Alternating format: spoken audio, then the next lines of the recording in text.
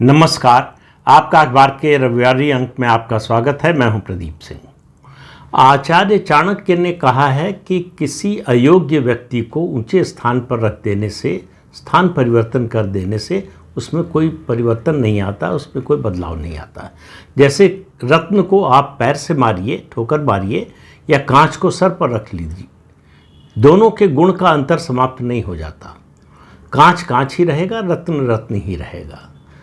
आचार्य चाणक्य की इस बात को वास्तविक जीवन में अगर कोई प्रमाणित कर रहा है, चरितार्थ कर रहा है, तो वो है लोकसभा में विपक्ष के नेता राहुल गांधी।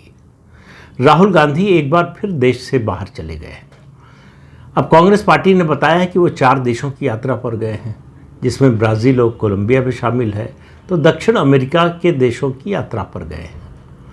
अब आप इस बात को समझिए कि राहुल गांधी इस देश के प्रधानमंत्री नहीं हैं और कभी थे भी नहीं, केंद्रीय मंत्री नहीं हैं, कभी थे भी नहीं, और उनके ऊपर देशों से संबंध सुधारने का कोई जिम्मा भी नहीं है।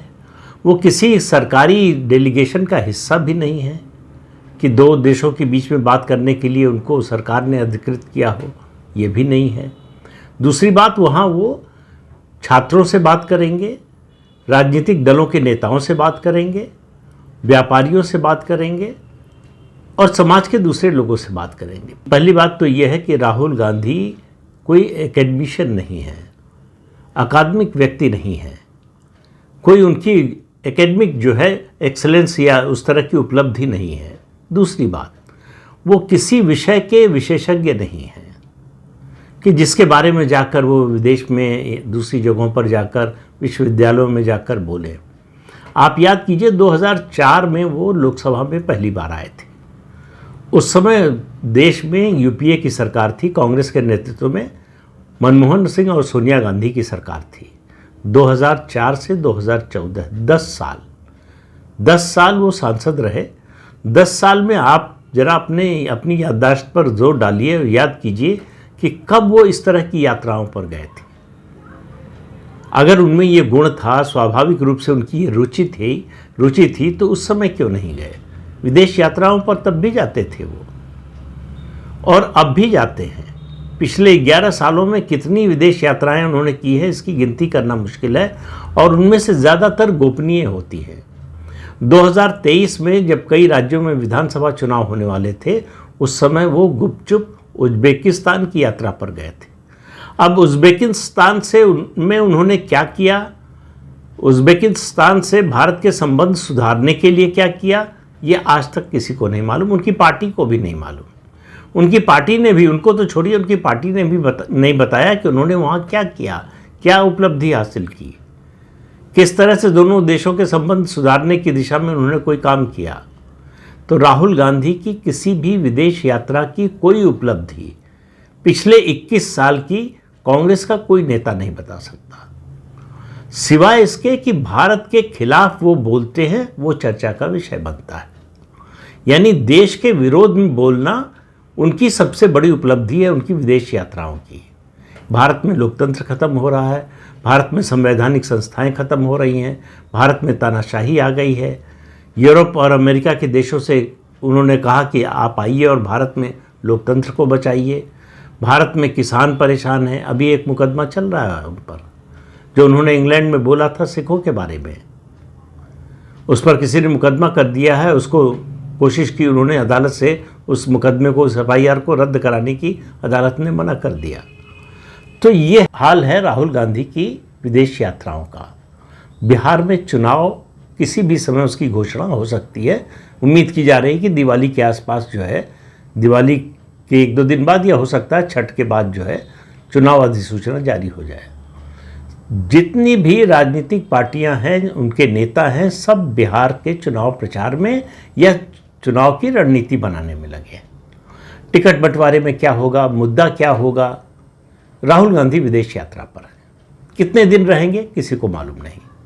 गनीमत ये हुई है कि इस बार कांग्रेस पार्टी ने इसको छिपाया नहीं, बता दिया कि वो विदेश यात्रा पर गए। तो राहुल गांधी की ये समस्या क्या है, ये उनके स्वभाव की जो कमजोरी है, वो किस कारण है? दरअसल फिर मैं कह रहा हूँ, बहुत बार कह चुका हूँ, ये सेंस ऑफ एंटाइटलमेंट, कि हम तो इस देश पर राज करने के लिए पैदा हुए हैं, हम राज परिवार के सदस्य हैं, तो दूसरे देशों में हमारा दौरा होते रहना चाहिए, दूसरे देशों से संबंध बनाने और बढ़ाने का काम हमारा है। उनको इस बात से कोई मतलब नहीं कि उनके पास कोई ऐसा संवैधानिक पद नहीं है। याद रखिए, नेता प्रतिपक्ष का पद संवैधानिक नहीं होता है, जिसके कारण उनको विदेश यात्रा पर जाना पड़े। तो वो तुलना वो और उनकी पार्टी के लोग प्रधानमंत्री की यात्राओं से करते हैं कि प्रधानमंत्री नरेंद्र मोदी इतनी जगह जाते हैं। भाई, जनता ने उनको प्रधानमंत्री के पद पर बिठाया है, उनको एक संवैधानिक दायित्व दिया है देश की विदेश नीति तय करने का। दूसरे देशों से, पड़ोसी देशों और दुनिया के बाकी देशों से देश का संबंध सुधारने और संबंध की क्या परिभाषा हो, उसकी क्या सीमा हो, ये तय करने का। संबंध सुधार कर किस तरह से अपने देश के हित में काम किया जाए, इसका जिम्मा दिया है नरेंद्र मोदी को प्रधानमंत्री के नाते। जिस दिन प्रधानमंत्री नहीं रहेंगे, उनके पास ये जिम्मा नहीं रहेगा। राहुल गांधी के पास ऐसा कोई जिम्मा नहीं है। कांग्रेस ने भी उनको ऐसा कोई जिम्मा नहीं दिया है कि कांग्रेस पार्टी का कोई जो है वो विदेश विभाग का सेल हो जिसकी जिम्मेदारी उनके ऊपर हो। ऐसा भी नहीं है कि विदेश मंत्रालय की किसी सलाहकार समिति के सदस्य हों जिसमें संसदीय डेलीगेशन में जा रहे हों, तो किसी डेलीगेशन में भी नहीं जा रहे हैं। तो आखिर क्यों जा रहे हैं? वो जाते रहते हैं हर थोड़े दिन बाद। अभी उनकी बिहार में वोट अधिकार यात्रा चली है, वोट अधिकार यात्रा खत्म हुई और वो विदेश रवाना हो गए। आप हर उनके ऐसे कार्यक्रम में देखेंगे, उनकी जो पदयात्रा थी उसके बाद भी, और हर ऐसे मौके पर वो गायब हो जाते हैं। पार्टी की महत्वपूर्ण बैठक होती है, उस समय वो अनुपस्थित रहते हैं। पार्टी चुनाव की रणनीति बनाती है, उस बैठक में वो नहीं होते हैं। तो वो कब विदेश चले जाएंगे, मुझे लगता है कि उनकी पार्टी और यहाँ तक कि परिवार के लोगों को भी पता नहीं होता है। अभी 2 दिन पहले प्रियंका वाड्रा अचानक बिहार में चुनाव प्रचार के लिए पहुँच गए। मुझे बड़ा आश्चर्य हुआ कि ये क्या हो गया। फिर मुझे आशंका हुई कि जब आपकी गाड़ी का मुख्य पहिया पंक्चर हो जाता है तो स्टेपनी लगाई जाती है। कांग्रेस में प्रियंका वाड्रा की स्थिति उसी स्टेपनी की तरह है। तो राहुल गांधी विदेश जाने वाले थे, उसकी चर्चा कम हो इसलिए प्रियंका वाड्रा चुनाव मैदान में उतार दी गई बिहार में। बिहार के चुनाव में उनकी कोई भूमिका है, ऐसा कांग्रेस पार्टी की ओर से कोई खबर नहीं आई। लेकिन गांधी परिवार के किसी सदस्य के बारे में ये सवाल उठाना भी एक तरह का अपराध है। उनकी हर चीज़ में, हर जगह पर, हर प्रदेश में, हर मुद्दे पर, हर जगह भूमिका होती है। उनसे उनकी भूमिका के बारे में नहीं पूछा जाना चाहिए। वो स्वनाम धन्य हैं, वो जहाँ भी जाना चाहें जा सकते हैं, जिस भी मुद्दे पर बोलना चाहें बोल सकते हैं। उनको पहलगाम में नरसंहार होता है हिंदुओं का, उनका धर्म पूछकर मारा जाता है तो कोई दर्द नहीं होता। लेकिन हमास में आतंकवादी मारे जाते हैं तो बहुत दर्द होता है। तो इस तरह के एजेंडा को चलाने के लिए और इस तरह का एजेंडा आगे बढ़ाने के लिए जो देश विरोधी हो, उसमें कांग्रेस पार्टी को कोई संकोच नहीं होता। और राहुल गांधी तो इस मामले में खुलकर सामने आ गए हैं। तो मैं सोच रहा था कि आखिर राहुल गांधी की आदत उनको कहाँ से लगी है, किससे लगी है। तो मुझे अचानक याद आया कि अगर आप आज़ादी के आंदोलन का इतिहास पढ़ें, खासतौर से नेहरू जी के बारे में पढ़ें, तो आपको पता चलेगा कि जवाहरलाल नेहरू जब भी जेल से निकलते थे, हालांकि जेल में अंग्रेज़ उन लोगों को सारी 5 स्टार सुविधाएं मुहैया कराते थे। आम कैदी की तरह वो जेल में नहीं रहते थे, उनको किले में रखा जाता था, हर तरह की सुख सुविधा दी जाती थी। इसके बावजूद वो जेल से निकलने के बाद अक्सर आपको मिलेगा 10 में से अगर 9 नहीं तो कम से कम 6-7 बार तो ज़रूर आपको ये मिलेगा कि जवाहरलाल नेहरू विदेश चले गए। लेकिन जवाहरलाल नेहरू की विदेश नीति में बड़ी रुचि थी, उनकी जानकारी भी थी। अब उनकी विदेश नीति से देश को कितना नुकसान हुआ ये अलग मुद्दा है, लेकिन विदेश नीति के बारे में उनका ये दावा था, उनका मानना था, उनके करीबी लोगों को मानना था कि विदेश नीति अच्छी तरह से समझते हैं। यहाँ तक कि महात्मा गांधी भी मानते थे कि विदेश नीति अच्छी तरह से समझते हैं, क्योंकि विदेश का दौरा करते रहते हैं। विदेशी नेताओं से, दूसरे देशों के नेताओं से उनके संबंध हैं, कुछ से निजी संबंध हैं और कुछ से औपचारिक या वैचारिक रूप से उनके संबंध हैं। तो आप जवाहरलाल नेहरू के विरोधी हो सकते हैं, लेकिन आप ये बात तो मानेंगे कि जवाहरलाल नेहरू के पास एक विचार था, विचारधारा थी। राहुल गांधी के बारे में आप ये बात नहीं कह सकते। न उनके पास कोई विचार है, न विचारधारा है। उनके पास एक ही विचार और एक ही विचारधारा है कि सत्ता कैसे प्राप्त की जाए, उसके लिए देश का विरोध करना हो तो वैसा करने में भी वो कोई संकोच नहीं करते हैं। तो राहुल गांधी का विदेश दौरा ये देश के लिए कोई समस्या नहीं है, ये कांग्रेस पार्टी के लिए समस्या है। आपको याद होगा कांग्रेस में एक G23 बना था। 23 नेताओं ने चिट्ठी लिखी थी सोनिया गांधी को कि हमें पार्ट टाइम लीडर नहीं चाहिए, हमें फुल टाइम लीडर चाहिए जो 24/7 राजनीति करने वाला हो, जिस तरह से प्रधानमंत्री नरेंद्र मोदी करते हैं। 11 साल हो गए प्रधानमंत्री रहते हुए और 13 साल मुख्यमंत्री रहे। नरेंद्र मोदी ने एक दिन भी छुट्टी नहीं ली और राहुल गांधी ने कितनी छुट्टियां ली, बल्कि छुट्टी पर ज़्यादा रहते हैं, काम पर कम रहते हैं। देश में रहते हैं तो देश के विरोध में, संवैधानिक संस्थाओं के विरोध में, प्रधानमंत्री के विरोध में और संवैधानिक संस्थाओं के जो प्रमुख हैं उनके विरोध में। ये बोलना उनका मुख्य शौक है। तो वोट चोरी का अभियान चला रहे थे और बीच में छोड़कर विदेश चले गए।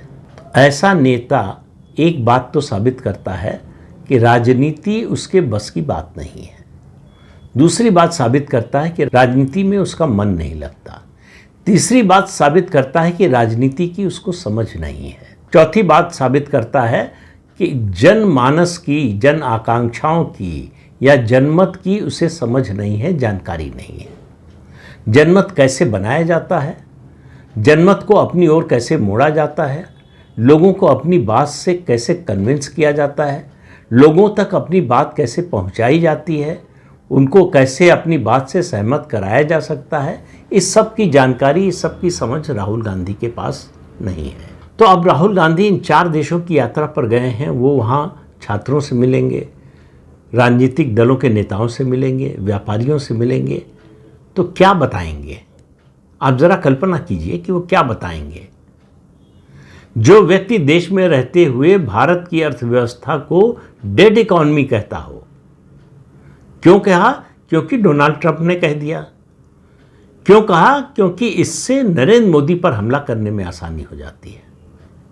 उनको इस बात से फर्क नहीं पड़ता कि ये नरेंद्र मोदी पर हमला नहीं है, ये देश पर हमला है।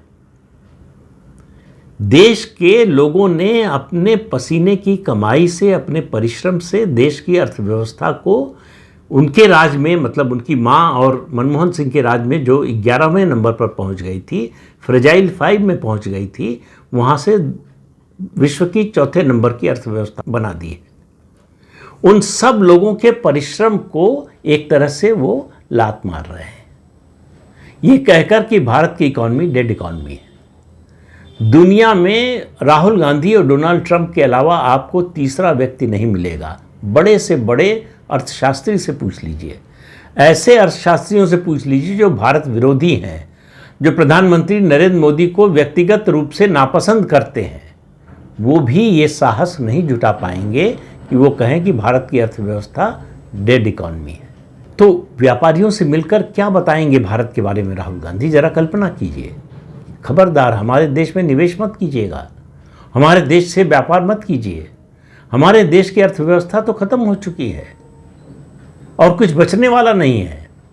छात्रों और राजनीतिक दलों के नेताओं से क्या कहेंगे कि हमारे देश में तो डेमोक्रेसी बची ही नहीं है, अगर डेमोक्रेसी हमसे सीखना चाहते हैं तो भूल जाइए। हाँ, जब हमारे ही देश में नहीं बची है डेमोक्रेसी, हमारे देश से जितनी भी संवैधानिक संस्थाएं हैं वो सब कॉम्प्रोमाइज्ड है हमारे देश में, तो हमारे देश की जो संवैधानिक संस्थाएं हैं उनकी तरफ सम्मान की दृष्टि से मत देखिए। दुनिया भर में तमाम देश हैं जो हमारे चुनाव आयोग को आदर्श मानते हैं, सीखने की कोशिश करते हैं, बुलाते हैं, जानना चाहते हैं कि कैसे भारत का चुनाव आयोग कैसे चुनाव कंडक्ट कराता है। इतनी बड़ी संख्या में इलेक्टोरेट, मतदाता दुनिया के किसी देश में नहीं है, फिर भी सत्ता परिवर्तन शांतिपूर्वक होता है। ये भारत के जनतंत्र की बहुत बड़ी उपलब्धि है। जिसे राहुल गांधी की नज़र में जो वोट चोरी है, मतलब जब वो जीते तो ईमानदारी है, जब वो जीते तो सारी संवैधानिक संस्थाएं ईमानदारी से काम कर रही हैं, और जब उनको सत्ता से बाहर कर दे जनता मतदाता तो इसका मतलब बेईमानी हो रही है। वो उन देशों में जाकर बताएंगे कि कभी हार जाओ तो जनादेश को स्वीकार मत करो। यही तो है सिद्धांत राहुल गांधी का कि जनादेश निष्पक्ष और स्वतंत्र वही है जो आपको सत्ता में पहुंचाए। ये है सिद्धांत राहुल गांधी का। यही बताने के लिए 4 देशों की यात्रा पर गए हैं। अब राहुल गांधी से कोई पूछे कि भाई अगर आपको छात्रों को, राजनीतिक दलों को, व्यापारियों को कुछ बताना है, आपके पास ज्ञान है, ज्ञान का भंडार है आप, तो बिहार में चुनाव चल रहा है, पटना विश्वविद्यालय जाते, मगध में जाते, बिहार के किसी और विश्वविद्यालय में जाते, या कम से कम जहां आपकी पार्टी की सरकारें हैं, तेलंगाना, कर्नाटक, हिमाचल प्रदेश, इन प्रदेशों में जो विश्वविद्यालय हैं उनके छात्रों से बातचीत करते। अपने देश में राजनीतिक दलों, जो एक नाम के लिए रह गया है इंडी गठबंधन, उसके नेताओं से बात करते कि आगे की रणनीति क्या हो, बीजेपी का मुकाबला कैसे किया जाए, नरेंद्र मोदी को चुनाव में हराया कैसे जाए, उसके लिए क्या रणनीति बने, किन मुद्दों पर हम एक हों, किन मुद्दों को लेकर हम राष्ट्रीय स्तर पर कोई अभियान चला सकते हैं, इसकी बात करते। या यहाँ देश के व्यापारियों से बात करते कि देश की इस डेड इकॉनमी को कैसे पुनर्जीवित किया जाए। लेकिन ये सब उन्होंने करना ज़रूरी नहीं समझा, या उनको ज़रूरत इसकी महसूस नहीं होती, या उनको लगता है कि यहाँ करने पर जल्दी एक्सपोज हो जाएंगे। बाहर जाकर एक्सपोज होने का खतरा कम होता है। और कहने को किसी भी विदेश यात्रा का वो उद्देश्य नहीं होता जो घोषित किया जाता है। आप मान कर चलिए, हाल ही में वो अपनी वोट अधिकार यात्रा से जैसे ही यात्रा खत्म हुई, वो चले गए मलेशिया, लंकावी में। और मैंने पिछली वीडियो में बताया था लंकावी किस लिए जाना जाता है। मलेशिया का एक द्वीप है जहां दुनिया भर की गुप्तचर एजेंसियों और इस तरह के लोगों की बैठकें होती हैं, उनकी मुलाकातें होती हैं, जो दुनिया भर में अलग अलग देशों में षड्यंत्र कर रहे होते हैं, षड्यंत्र की तैयारी कर रहे होते हैं। तो राहुल गांधी का वहाँ क्या काम? अपने देश में घूमने फिरने की इतनी सुंदर जगहें हैं, वहाँ क्यों नहीं जाते? कभी वहाँ जाते हुए तो देखा नहीं। कभी थाईलैंड चले जाएंगे, कभी वियतनाम चले जाएंगे, इटली में तो खैर उनका ननिहाल है, तो जाएं तो वो बात समझ में आती है। लेकिन सवाल ये है कि उनकी यात्रा का उद्देश्य क्या होता है, एक। दूसरा, उनको बताना चाहिए कि पिछले 21 साल की उनकी जो विदेश यात्राएं हैं, उससे देश को तो छोड़ दीजिए, उनकी पार्टी को क्या हासिल हुआ और उनकी समझ कितनी बढ़ी दूसरे देशों के बारे में, अपने देश के बारे में। अपने देश के बारे में कुछ अच्छा किसी दूसरे देश में जाकर उन्होंने आखिरी बार कब बोला था, या मैं कहूँगा पहली बार कब बोला था? क्या उनको याद है? कहाँ से याद होगा? बोला हो तब तो याद होगा। भारत में कुछ अच्छा हो रहा है, भारत अच्छा है, भारत तरक्की कर रहा है, भारत की वैश्विक पहचान, भारत की वैश्विक स्थिति, भारत की वैश्विक ताकत बढ़ गई है, इसके बारे में आपको राहुल गांधी बोलते हुए सुनाई नहीं देंगे। भारत के लिए कुछ भी अच्छा बोलना, अगर उनके मुंह से प्रशंसा के शब्द निकलेंगे तो भारत के दुश्मन देश चीन के लिए निकलेंगे। चीन ने कैसे तरक्की की, चीन क्या कर रहा है, ड्रोन कैसे बना रहा है, फला चीज़ कैसे बना रहा है, टेक्नोलॉजी में क्या कर रहा है। अच्छी बात है, चीन दुनिया की दूसरे नंबर की अर्थव्यवस्था है, अमेरिका के बाद उसी का नंबर आता है। चाहे आप अर्थव्यवस्था की बात करें, टेक्नोलॉजी की बात करें, सैन्य ताकत की बात करें, वो दूसरे नंबर का देश है। उससे हमको भी सीखना चाहिए, सबको सीखना चाहिए। लेकिन भारत में कुछ अच्छा हो ही नहीं रहा है, ये केवल राहुल गांधी आपको बता सकते हैं। ये चीन के राष्ट्रपति शी जिनपिंग से अगर आप सवाल पूछेंगे तो वो भी वो जवाब नहीं दे पाएंगे जो राहुल गांधी देते हैं। शी जिनपिंग भी ये नहीं बोल पाएंगे कि भारत की अर्थव्यवस्था, भारत की इकॉनमी डेड इकॉनमी है। ये बात आसिम मुनीर जो फील्ड मार्शल बना है पाकिस्तान का, वो भी नहीं बोल पाएगा। लेकिन राहुल गांधी ये बात बोलते हैं। तो इसलिए राहुल गांधी अगर सबसे ज़्यादा कहीं लोकप्रिय हैं अपने चुनाव क्षेत्र से भी ज़्यादा, तो वो पाकिस्तान में। तो राहुल गांधी किस तरह की राजनीति कर रहे हैं और उनकी पार्टी कब तक इसे बर्दाश्त करेगी, ये एक प्रश्न है। कांग्रेस पार्टी का क्या होगा, भविष्य क्या है नहीं है, उसकी बात छोड़ दीजिए।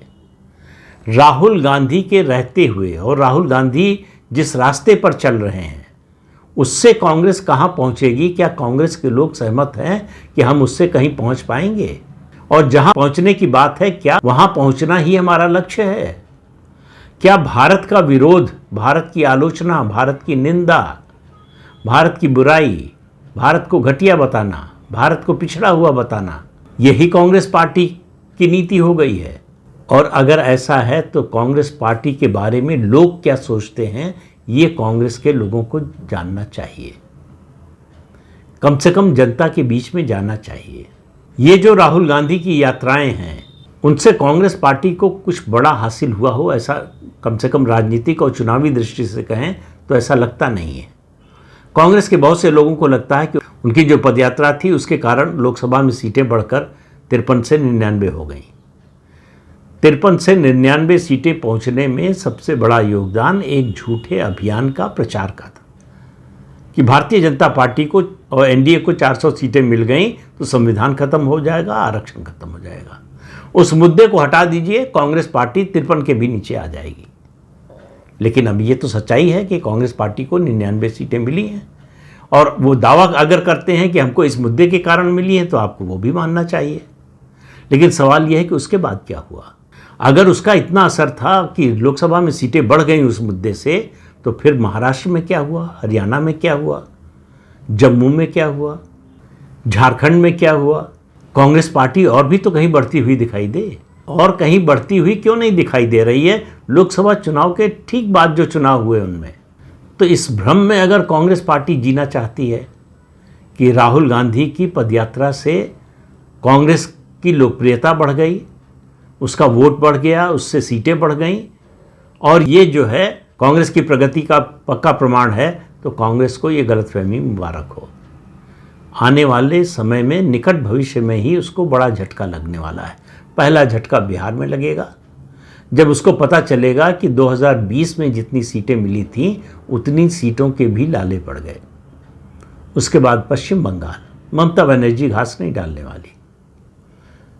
उसके बाद तमिलनाडु, एमके स्टालिन जितनी सीटें दी थी पिछली बार पिछले चुनाव में, यानी 2021 में 25 सीटें, उससे ज़्यादा नहीं देने वाले। केरल में एंटी इनकम्बेंसी पिनराई विजयन के खिलाफ बहुत ज़्यादा है, लेकिन प्रश्न ये है कि क्या कांग्रेस उसका फ़ायदा उठा पाएगी? उसका जवाब इस बात में निहित है कि क्या राहुल गांधी अनिर्णय की स्थिति से निकल पाएंगे। कांग्रेस की कई इकाइयां सिर्फ अनिर्णय का शिकार होकर पहले से ज़्यादा खराब स्थिति में पहुंच गई हैं। वो जो एक रेस का घोड़ा, सजावटी घोड़ा और लंगड़ा घोड़ा बता रहे थे, शादी का घोड़ा बता रहे थे, वो कौन लोग थे गुजरात में, आज तक वो बता नहीं पाए। तो कहीं भी संगठन का पुनर्गठन हो या नई नियुक्तियां हो, उनको लेकर कोई भी आम सहमति पार्टी के अंदर नहीं बना पाए। हरियाणा का चुनाव हुए 2 साल हो जाएंगे, नवंबर दिसंबर में। प्रतिपक्ष का नेता भी नहीं कांग्रेस पार्टी चुन पाई है। इससे कांग्रेस के संगठन की स्थिति का आप अंदाज़ा लगा सकते हैं। लेकिन असली जो पैमाना होता है किसी भी राजनीतिक दल की प्रगति या दुर्गति नापने का, वो होता है चुनाव का नतीजा। तो बिहार के चुनाव के नतीजे तक थोड़ा इंतज़ार कर लेना चाहिए हम लोगों को, और इंतज़ार करना चाहिए कि राहुल गांधी की ये जो 4 देशों की यात्रा है उससे कांग्रेस के भाग्य में कितनी चमक आती है। राहुल गांधी कितने बुद्धिमान बनकर उभरते हैं, कितने बड़े नेता बनकर उभरते हैं, और अपने विरोधियों के सामने कितनी ताकत से खड़े हो पाते हैं। तो ये जब लौट कर आएंगे तब देखा जाएगा। तो इस अंक में इतना ही, अगले अंक में फिर मिलेंगे किसी नए मुद्दे के साथ। तब तक के लिए अनुमति दीजिए। आपसे अनुरोध है कि ये चैनल देखिए, शेयर कीजिए, लाइक कीजिए और सब्सक्राइब जरूर कीजिए। नमस्कार।